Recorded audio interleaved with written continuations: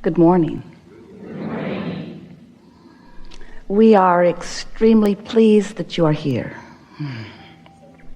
It is good to come together for the purpose of co-creating. Do you agree? Yes. Yeah. You are knowing what you are wanting? Moves about a little bit, doesn't it? You are appreciating the expansion of your personal desire. Most important question that anyone will ever put to you.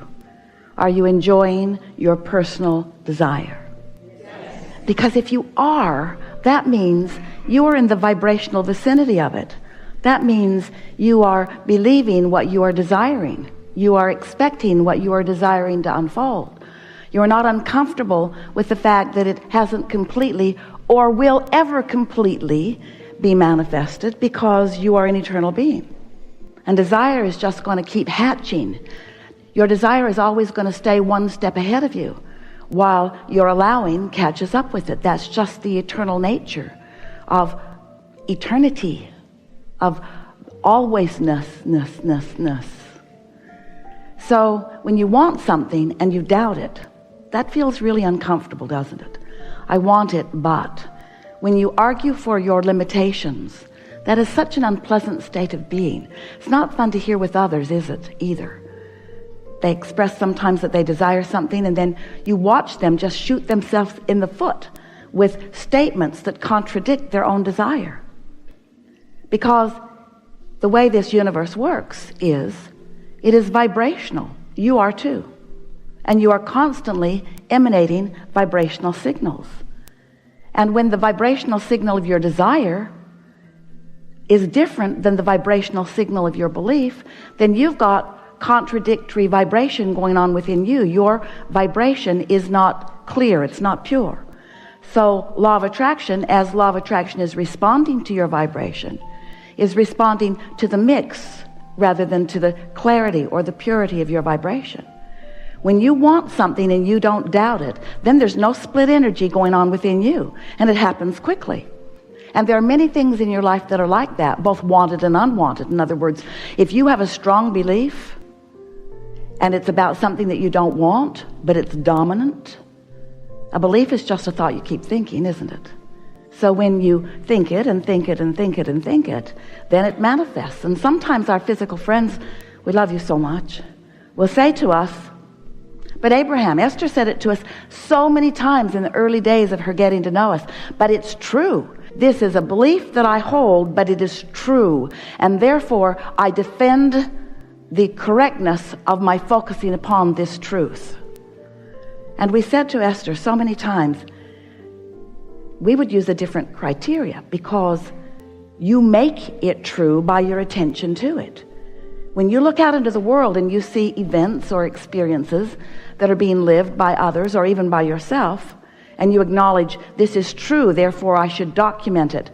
It should be a statistic. It should be something that I and others take note of. We just want you to ask the question, but is this something that I want to continue in my experience? Because if it isn't, then if we were standing in your physical shoes, we would not give our attention to these unwanted things, therefore keeping them vibrationally active in our vibration, therefore causing law of attraction to respond to our vibration and deliver to us more of this unwanted thing.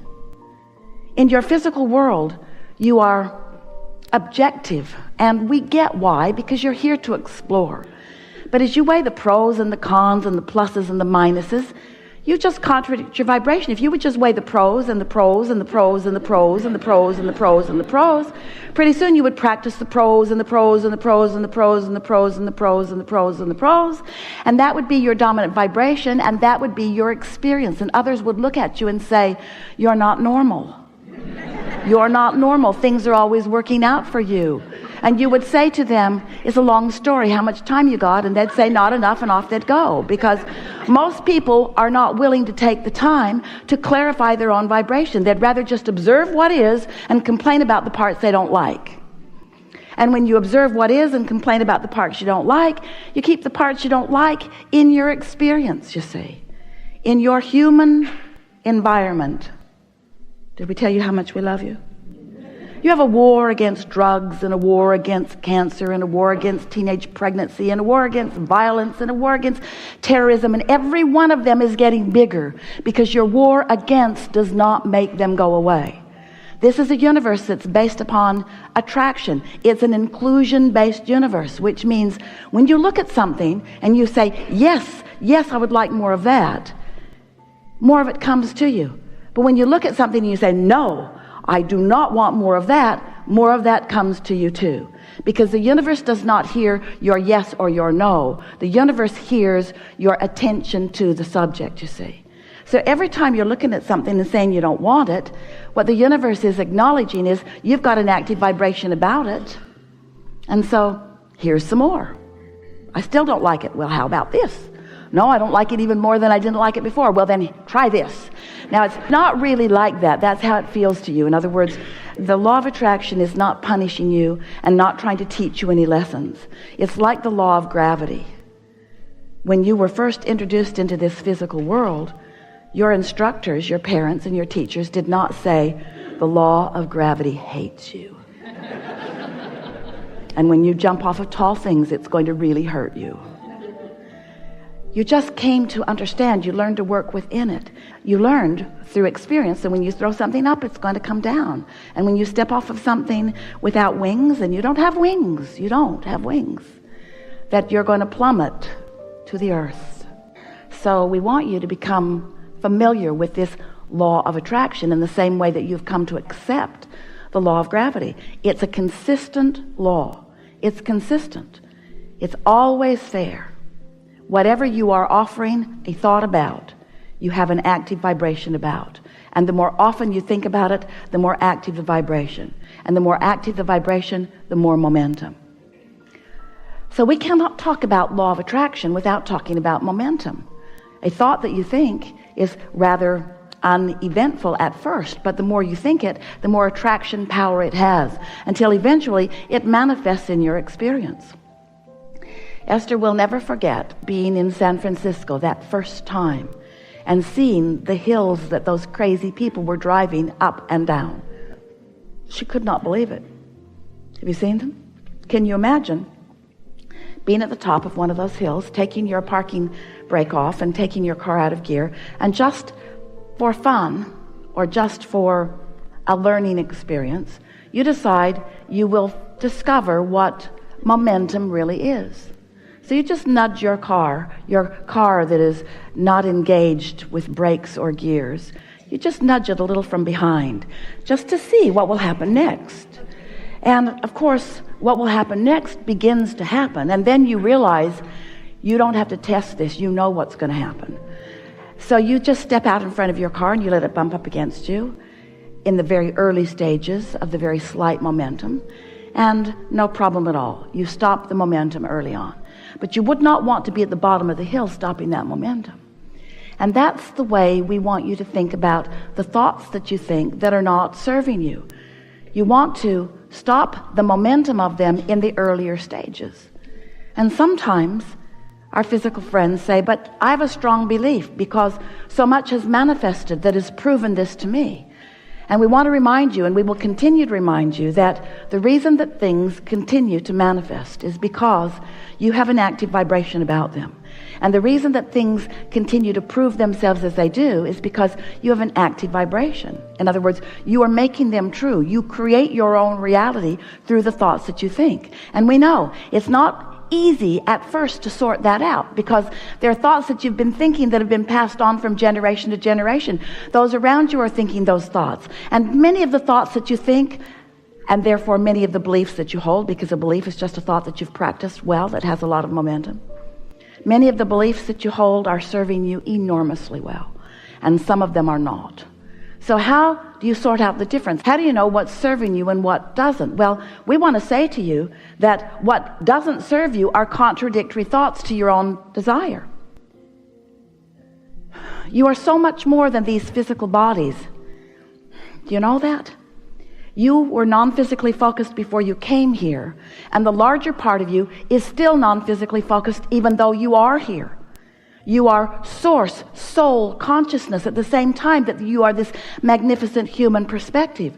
So you've got this perspective, this God view, this non-physical, this inner being view that is the eternal part of you. That's the part of you who loves no matter what. One day Esther was observing something really unwanted, another person, a really rascally person. And she felt strong negative emotion in her discontent with this person. And later on she was talking to us, why do I feel this way when I think about that person? And we said, because you are not looking at that person the way the source within you looks at that person. What do you mean? Well, we always love that person. And when you find reason not to, you've got discord going on within you. Well, Esther, especially in those early days, thought that the remedy was to make us understand what was wrong with that person. Clearly, Abraham, you need more information. Because I'm sure if you knew what I know, you would feel like I feel. So you should agree with me. Because she came to understand early on that if she is in agreement with us, she feels clear, she feels joy, she feels love, she feels appreciation. That clarity is such a wonderful thing, seen through the eyes of source, an unconditional love that we'll talk more about here. And so it took a while for us to help her to understand that there are different ways of looking at things, but anything that you're looking at that causes you to feel negative emotion means one thing and one thing only, always, every time, no exception. You've got contradictory energy going on within you because the larger part of you sees it differently. Like if you don't like yourself, you feel awful because source loves you. If you don't like that person, you don't feel good because source does love that person. If you feel inadequate, you feel terrible because source knows that you are adequate. Source knows your power. Source knows your value. Source knows your worthiness. And when you get crossways of that, you don't feel so good. So you were source energy before you came into this physical body, and a part of you is focused here, an important part, a leading edge part. And as you're focused here, you're exploring the variety, and you know what you don't want, and you know what you do want, and every time you come to that conclusion of what you would prefer, whether it's consciously or unconsciously. In other words, even at a cellular level, you are discerning and deciding. All based upon what's best for you. You could not be more selfishly oriented because you are the attractor, you are the creator of self. But you are not alone in that selfness because source is self with you. You sort of kind of get that? So as you are exploring here and knowing what you don't want and therefore knowing what you do want, you emanate a rocket of preference, a rocket of desire. We call it a rocket because it shoots out of you. It's a vibrational current. It's a vibrational request. And in the moment, that's step one of the creative process. You emanate that, and you do it whether you know that you're doing it or not. You do it because life just causes you to make those decisions all day, every day, at all levels of your being. So you're launching these rockets of desire, these preferences that you may or may not, usually not in the beginning, be a vibrational match to. Because knowing what you don't want has just now helped you clarify how it would be better if it were different. So you launch this rocket that you're not up to speed with, but source, the source within you, the part of you who is non-physically focused, is up to speed with it immediately. We're moving over here into what we are calling your vortex. You're so kind to follow us in all of this madness. So this vibrational rocket emanates from you, and the source within you becomes a vibrational match to it, integrates it into the allness that is you.